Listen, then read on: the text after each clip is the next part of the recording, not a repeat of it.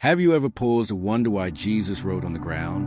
In one of the most dramatic scenes in the New Testament, Jesus does something mysterious. He bends down and begins writing on the ground. No words, no rebuke, no defense, just silence and writing. This isn't just a filler moment in the story. It's deeply intentional. Let's take a closer look at John 8 verses 1 to 11 and uncover the real reason Jesus chose to write on the ground before forgiving the woman caught in adultery.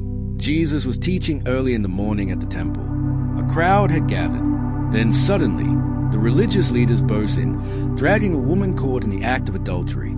They threw her in front of Jesus and said, "Teacher, this woman was caught in the act of adultery. In the law, Moses commanded us to stone such women. Now what do you say?"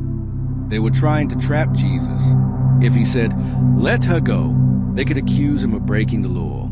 If he said, "Stone her," he would contradict the mercy and grace he preached and likely lose favor with the crowds. Instead of answering, Jesus stooped down and began writing on the ground with his finger. The accusers kept pressing him for an answer. Then Jesus stood up and said, "Let any one of you who is without sin be the first to throw a stone at her." And then he stooped again and wrote on the ground. What was he writing? The Bible doesn't explicitly say. But that silence, the act of writing, was not meaningless. There's more to it than meets the eye. There are at least 4 deep reasons behind Jesus' action.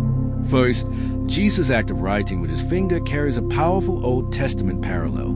In Exodus 31 verse 18, it says that God gave Moses the 10 Commandments written by the finger of God. By writing with his finger, Jesus was declaring that he, too, had divine authority. He was saying, without words, "I'm the lawgiver." He wasn't ignoring the law of Moses. He was showing himself as the one who gave it, and as the one who had the authority to fulfill it and apply it with mercy. Second, many scholars believe Jesus may have been writing down the sins of the woman's accusers. As they stood there, self-righteous and ready to condemn, Jesus could have been exposing their hidden lives. Imagine Jesus writing words like envy, greed, lust, or even names and places that only the accusers would recognize. One by one, from the oldest to the youngest, they dropped their stones and walked away.